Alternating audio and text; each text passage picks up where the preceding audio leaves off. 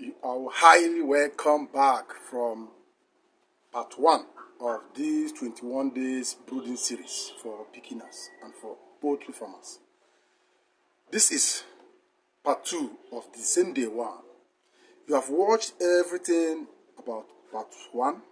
You have seen the settings and everything. You have seen the chick. Right now, I want you to go back and watch this particular part 2. Same day 1. 1 is in the night, 1 is in the daytime. You'll be able to see how the birds behave at night, because you know that most of the times the night is always cold. That is when most farmers apply heat to raise the temperature for the birds to be able to achieve their potentials. If you have watched that part 1, watch this part 2. Let's go there. Make sure as you are watching, pick the significant things you need, the significant strategies I'm using. If you must use this, you'll get the best results, even better than we. We hardly encounter mortality. But I've seen a lot of people. We brood 1,000, 5,000, 10,000 birds, and we don't encounter mortality. If at all there will be, it will be very minimal and negligible one, for instance. It will hardly encounter mortality, because when you apply all, you get the best results. Watch part 2 and let's go there. Bye. Make sure you share this video. Make sure you comment, and make sure you share to your friends and other platforms you belong. Hello. This is part 2 of the first day of the brooding. You can see the birds, they have eaten enough. You can see them resting here. This is the first day of their life, and this is part 2 of this particular video. You can see them right now.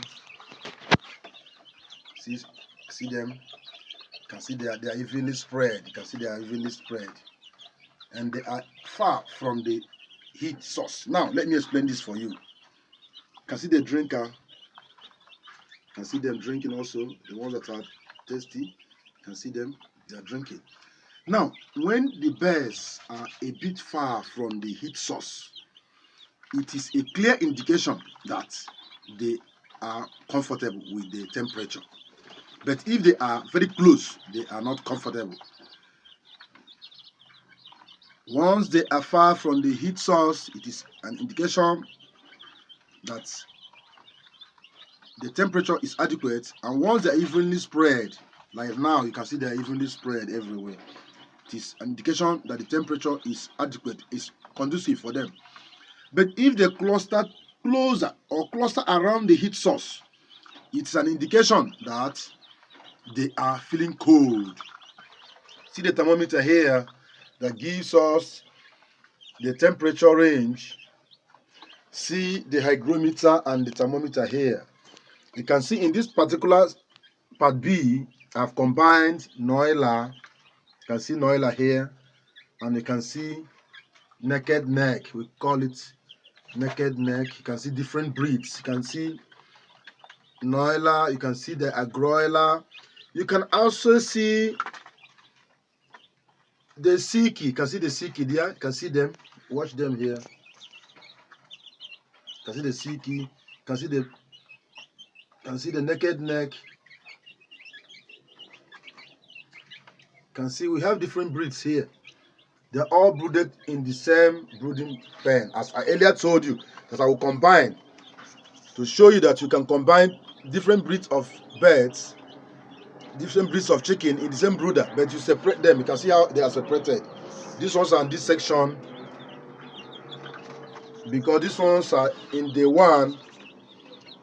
You can see them here. You can see how these ones, you can see how agile they are. You can see how they are running together.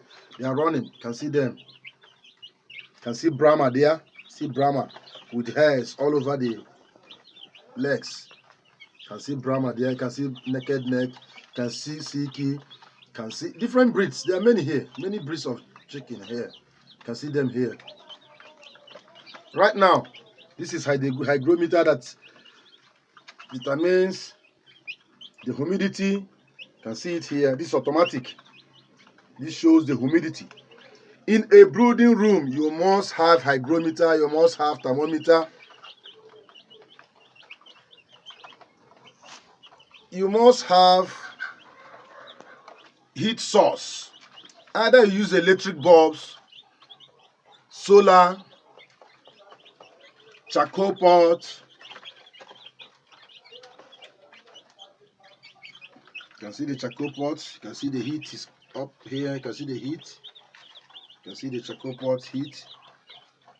Charcoal pot. You can also use gas heater. In this particular training, I will show you each and every one of these. As I mentioned them now, you get to know how to use them, and I will use them here. This is for a mini poultry breeder, a mini poultry rearer, a small scale poultry. A beginner can start with 50 birds. Here we have 51 birds. The hatchery, they normally put some extra, either 1 or 2 against mortality. At the end of this brooding, I will have the 51 birds intact. I will not lose any one of them because this is a professional brooding. It's a perfect one. I'm not going to lose any of these birds because everything are in check. You see the thermometer that's for the heat. You see the charcoal pot. You see the water pot for the humidity. You can see it here. You can see the water again. It's very hot. It's very hot for my hands. It's very, very hot. Very hot. You can see for the humidity. You can see the meter. You can see it here for the humidity. You can see the birds. These are different breeds of birds, all in one pen. You can see them. See, right now they are on electric. Why is this light bright? This light is to enable them eat because they are at the early stage of their light. You can see the light is bright. This light cannot supply heat because you can see the light. Let me touch it. You can see it's not hot at all. You can see my hand. It's not hot. This bulb here is not for heat. It's just for them to see and eat because at this early stage they need to eat 24/7.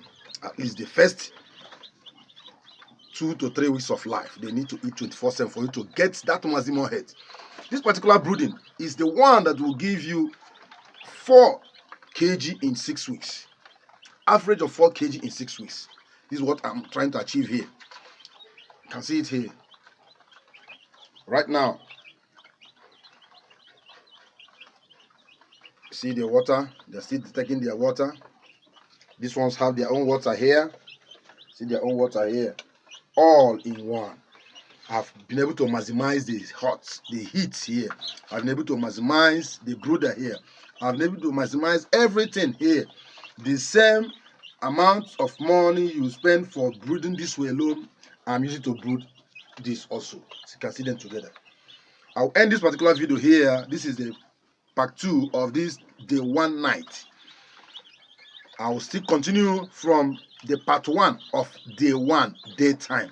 You'll see how they will behave in the daytime without the heat. You'll see their behavior. You'll see their movement. You'll see how they eat in the daytime without the heat. So this is the end of this particular one.